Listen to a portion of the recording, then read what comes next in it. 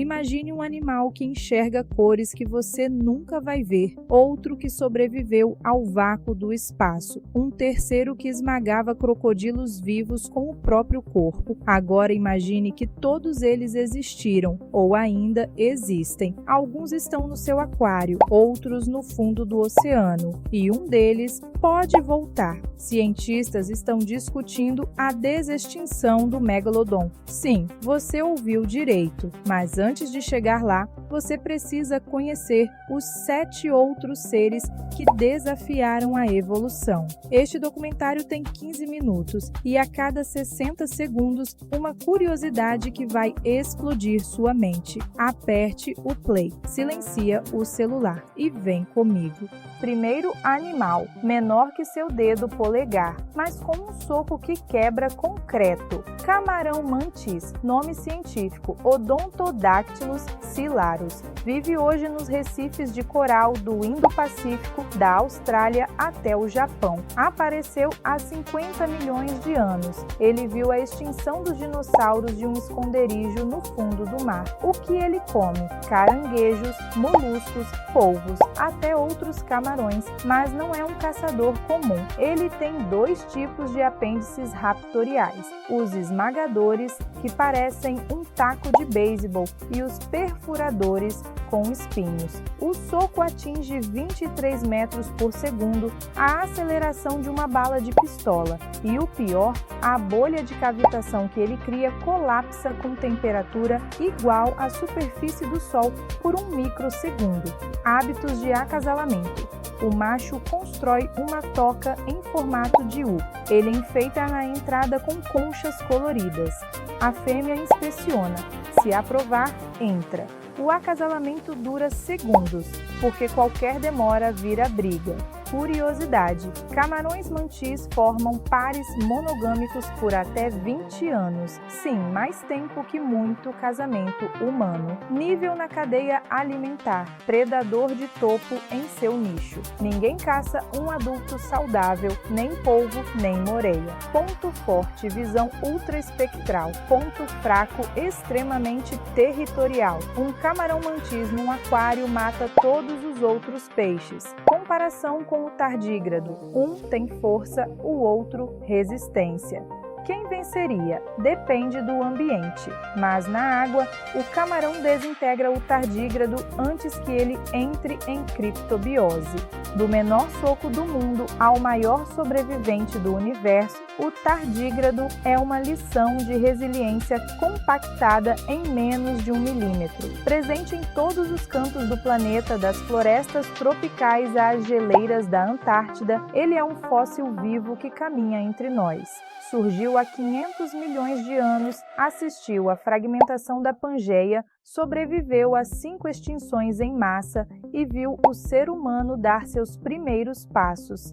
Enquanto se alimenta sugando fluidos de plantas e pequenos micro-organismos, ele esconde um segredo biológico assustador. Ao menor sinal de seca, ele entra em criptobiose, expulsando 99% da água do corpo e encolhendo as patinhas até se tornar uma pequena esfera inerte. Nesse estado de suspensão, ele flerta com a morte por até 30 anos, retornando à vida plena com apenas uma gota d'água. Sua biologia é exótica até na hora da reprodução, onde o macho deposita esperma no exoesqueleto descartado pela fêmea, um método puramente eficiente para quem não tem tempo a perder. Na cadeia alimentar, ele parece vulnerável, sendo devorado como pipoca por ácaros e nematódios, mas sua verdadeira força não está no ataque, e sim na invencibilidade. O tardígrado suporta 6.000 atmosferas de pressão,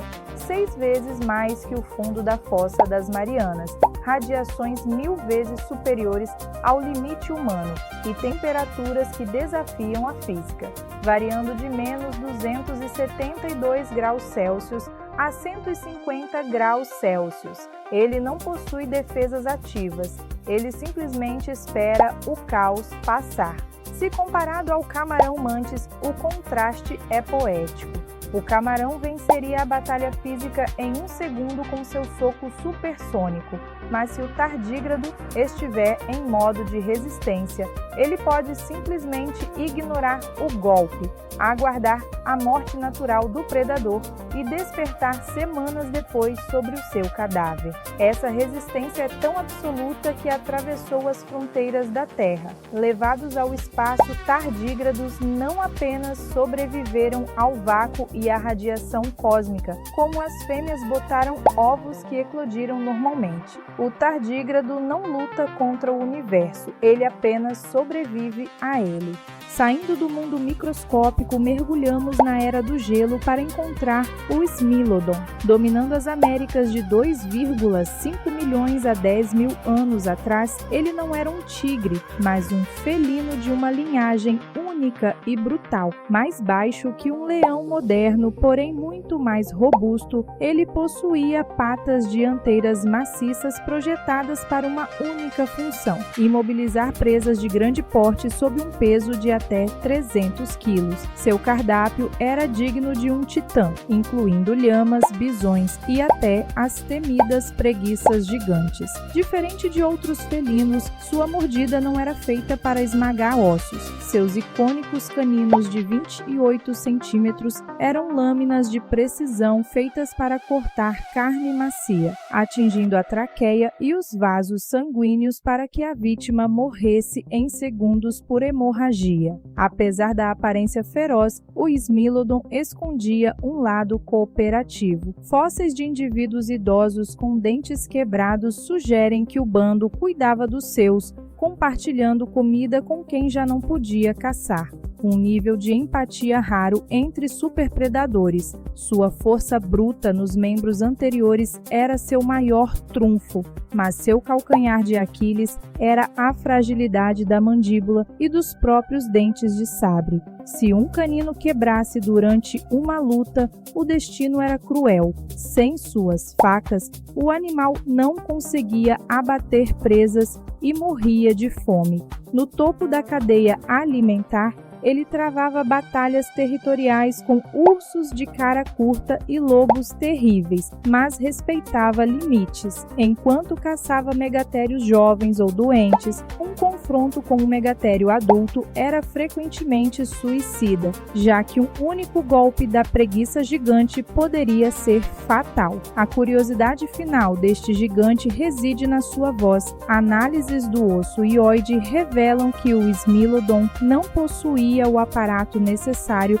para rugir como um leão. Em vez do rugido clássico, esse predador de 300 quilos provavelmente roncava, rosnava e emitia sons semelhantes aos de um gato doméstico, um detalhe quase irônico para uma das máquinas de matar mais letais que já pisou na Terra. Imagine a preguiça que dorme calmamente em uma árvore, mas com o tamanho e o impacto de um caminhão. Esse era o Megatério, um titã que dominou as Américas de 2 milhões a 8 mil anos atrás, partindo do sul do continente até alcançar as terras do Texas. Com 6 metros de comprimento e a capacidade de se erguer sobre as patas traseiras atingindo 3,5 metros de altura, ele pesava até 6 toneladas, superando o massivo elefante africano. Embora sua dieta principal fosse composta pelas folhas mais altas das árvores, marcas de desgaste em seus dentes revelam um lado obscuro e oportunista. Ele não era um vegano estrito, mas um gigante que provavelmente consumia carniça e roubava ovos para suplementar sua energia. Sua força residia em garras aterrorizantes de 50 centímetros, ferramentas capazes de estraçalhar troncos ou rasgar-lhe a pele de um predador com um único golpe. No entanto, seu ponto fraco era a lentidão extrema. Movendo-se a no máximo 5 km por hora, o megatério seria ultrapassado por uma pessoa idosa em uma caminhada leve. Esse ritmo não o impedia de ser um lutador brutal. fósseis com cicatrizes nos crânios mostram que os machos travavam duelos violentos por fêmeas e o vencedor demonstrava uma paciência infinita ao seguir sua parceira por dias a fio. No tabuleiro da evolução, ele era o tanque de guerra, um mega herbívoro que poucos ousavam desafiar. Em um confronto direto contra o Smilodon, o Megatério vencia pelo esmagamento bruto, embora o assassino de precisão pudesse levar a melhor se conseguisse uma emboscada perfeita pelas costas. A herança mais fascinante desse colosso, porém, está escondida sob nossos pés. No sul do Brasil e na Argentina, existem túneis gigantescos de até 2 metros de diâmetro, repletos de marcas de garras nas paredes, as chamadas paleotocas. O Megatério era um engenheiro subterrâneo que cavava sistemas de túneis complexos por motivos que ainda desafiam a ciência, talvez para escapar do rigor do frio ou como um elaborado ritual para atrair parceiras. Onde hoje vemos apenas terra, um dia houve o refúgio escavado pelo animal mais pesado a caminhar sobre o solo sul-americano. Agora deixamos o oceano para trás e entramos nos rios da Colômbia entre 58 e 60 milhões de anos atrás. Logo após a queda dos dinossauros, a Terra era um verdadeiro forno, coberta por florestas tropicais colossais, onde reinava a Titanoboa, a maior serpente que já rastejou pela história. Com 13 metros de comprimento, quase o tamanho de um ônibus escolar e pesando mais de 1 tonelada, seu corpo tinha a espessura de um pneu de caminhão, uma massa de músculos pura e letal. No topo absoluto da cadeia alimentar fluvial, ela não encontrava rivais. Nem mesmo os maiores crocodilos da época eram páreos para sua força. Sua dieta era composta por peixes gigantes, tartarugas e crocodilos primitivos que ela engolia inteiros graças à sua mandíbula deslocável. O segredo do seu abate era uma constrição brutal. Ela exercia uma pressão de 180 kg por centímetro quadrado, força suficiente para esmagar os ossos de um jacaré antes mesmo da primeira deglutição. No entanto, sua existência estava acorrentada ao termômetro. Com um metabolismo extremamente lento, a Titanoboa precisava de temperaturas constantes acima de 30 graus Celsius para processar suas refeições. Quando o planeta finalmente esfriou, esse titã térmico simplesmente desapareceu, incapaz de digerir seu próprio alimento no novo clima. A vida social dessa gigante era limitada ao frenesi do acasalamento, onde formava bolas reprodutivas, com vários machos se enrolando em uma única fêmea em uma competição que durava dias. Frequentemente comparada ao megalodon, ambos podem ser vistos como deuses de domínios distintos. O tubarão reinava no azul profundo, enquanto a serpente governava os rios turvos. Eles nunca se encontraram separados por milhões de anos, mas cada um representou o ápice do tamanho em seu habitat. Como curiosidade final, a Titanoboa operava uma verdadeira linha de montagem em sua boca. Cientistas descobriram que ela trocava de dentes a cada 40 dias, mantendo uma esteira de presas sempre afiadas para garantir que nenhuma vítima jamais escapasse. Do continente, mergulhamos direto no Mar do Jurássico Superior, entre 165 e 145 milhões de anos atrás, quando a Europa era um exótico arquipélago de ilhas tropicais. Ali reinava o Metriorhynchus, o crocodilo que decidiu virar peixe. Em uma reviravolta evolutiva radical, ele abandonou as pesadas armaduras de couro de seus parentes terrestres para ganhar uma pele lisa como a de um golfinho, patas transformadas em nadadeiras hidrodinâmicas e uma cauda com quilha idêntica à de um tubarão. Ele era a fusão perfeita entre a ferocidade dos répteis e a agilidade dos peixes. Sua dieta era variada e impiedosa. Devorava lulas gigantes, peixes-espada primitivos e não hesitava em atacar filhotes de plesiosauros, deixando marcas de dentes que provam sua audácia contra répteis marinhos maiores. Sua grande vantagem era a velocidade de perseguição, atingindo explosões de até 30 km por hora. Mas esse domínio tinha um preço alto. O Metriorhynchus tornou-se um prisioneiro do oceano. Seus membros eram tão frágeis que ele sequer conseguia rastejar. Se encalhasse em uma praia, o peso do próprio corpo quebraria seus ossos. Essa adaptação foi tão profunda que ele abandonou até o hábito de botar ovos. As fêmeas davam à luz filhotes vivos no mar, cortando o último laço que os unia à terra firme. No topo médio da cadeia alimentar, ele caçava em grupos estratégicos para compensar o tamanho menor em relação aos pliossauros gigantes, os verdadeiros monstros da época. Embora muitas vezes comparado ao megalodon, os dois nunca se cruzaram no tempo, mas o Metriorhynchus era o mestre da agilidade em bando, enquanto o tubarão gigante apostava na força bruta solitária. Como curiosidade final, esse predador chorava constantemente. Possuía glândulas de sal nos olhos que expeliam o excesso de sódio para evitar a desidratação. E enquanto navegava pelas águas azuis, ele ignorava cheiros.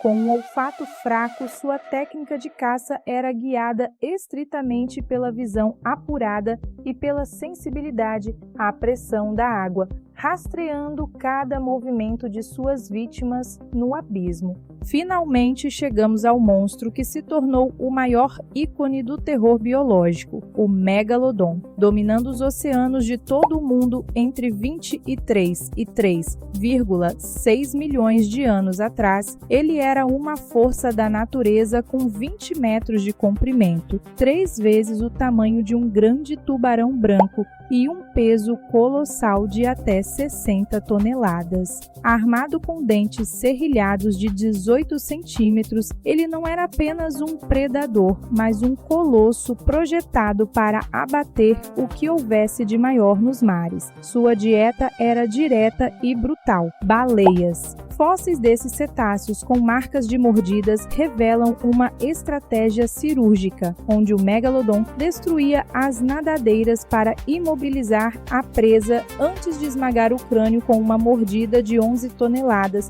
uma pressão superior à do próprio Tiranossauro Rex. Apesar de ser o superpredador absoluto, o megalodon possuía um calcanhar de Aquiles biológico: o tempo. Ele levava longos 30 anos para atingir a maturidade sexual, um crescimento lento que tornava a espécie vulnerável a mudanças ambientais bruscas. Seus rituais de acasalamento, embora nunca testemunhados, deixaram marcas em fósseis de machos com cicatrizes profundas no rosto, sugerindo confrontos violentos por fêmeas que, seguindo a lógica dos tubarões modernos, eram significativamente maiores que os parceiros. No embate histórico de legados, o megalodon superou a titanoboa em longevidade, reinando por 20 milhões de anos, mas sucumbiu ao esfriamento global que alterou as correntes oceânicas e dizimou suas rotas de caça. A curiosidade final é o que mantém o mito pulsante nas sombras do oceano. Embora a ciência oficial ateste sua extinção, o mistério das profundezas alimenta teorias perturbadoras. Em 2018, um sinal acústico anômalo detectado no Pacífico Sul, compatível com um corpo de 15 metros, reacendeu o debate sobre o que ainda se esconde no abismo. É exatamente essa lacuna de conhecimento que mantém o megalodon vivo, não mais nas águas superficiais, mas no imaginário humano, o único lugar onde o maior predador dos mares ainda se recusa a morrer. Fechamos nossa jornada com o mais frágil e, simultaneamente, o mais milagroso dos seres, o axolote. Habitante exclusivo dos canais de Xochimilco, na cidade do México, ele vive um paradoxo dramático. Enquanto restam menos de 1.000 indivíduos na natureza, milhões prosperam em cativeiro ao redor do mundo. O motivo? Ele é a maior estrela da medicina regenerativa. Alimentando-se de minhocas e larvas, o axolote desafia as leis da biologia ao ser neotênico. Ele nunca cresce. Ao contrário de outras salamandras, ele mantém suas brânquias externas e o aspecto de eterno bebê por toda a vida, podendo viver 15 anos sem nunca abandonar o ambiente aquático. Seu verdadeiro poder parece saído da ficção científica. Se um axolote perde uma pata, ela cresce novamente. Se o seu coração é ferido, ele o reconstrói. Se parte de seu cérebro é removida, ele o regenera completamente, sem deixar uma única cicatriz. Essa capacidade de reconstrução celular o torna, para a medicina humana, talvez mais impressionante que o próprio tardígrado, pois ele guarda o segredo que poderá um dia nos ensinar a regenerar a medula espinhal ou membros perdidos. Contudo, tanta força biológica é vulnerável à química. Seu ponto fraco é a pureza da água, e a poluição urbana pode exterminá-lo em poucas horas. Na vida social, o axolote protagoniza uma dança nupcial de empurrões rítmicos, onde o macho deposita pacotes de esperma no solo, para que a fêmea os recolha. Embora seja um predador eficiente de pequenos peixes, ele quase foi levado à extinção pela introdução de tilápias e carpas em seu habitat original. A curiosidade final, no entanto, é a mais fascinante. O axolote possui uma genética que parece desligar o envelhecimento celular. Teoricamente, eles não sofrem de senescência, não morrem de velhice, mas apenas por doenças ou predadores. Em condições perfeitas, este pequeno ser poderia viver 100 anos, mantendo-se sempre jovem, como uma divindade asteca que se recusa a envelhecer. 8 animais, 8 respostas diferentes para uma mesma pergunta: como sobreviver? O camarão-mantis respondeu com violência, o tardígrado com paciência. Smilodon e Megatério apostaram na força bruta e na cooperação, enquanto o Metriorhynchus escolheu a adaptação total ao azul. A titanoboa usou o tamanho e o calor a seu favor, e o Megalodon, o domínio absoluto dos mares. Por fim, o axolote nos ensinou o milagre de renascer. Agora, uma última provocação. Desses 8, apenas 3 ainda caminham ou nadam entre nós: o camarão-mantis, o axolote e o indestrutível tardígrado. Os outros 5 tornaram-se apenas ecos guardados em pedras. Se a humanidade sumisse amanhã, qual desses 8 você acha que herdaria o trono da Terra?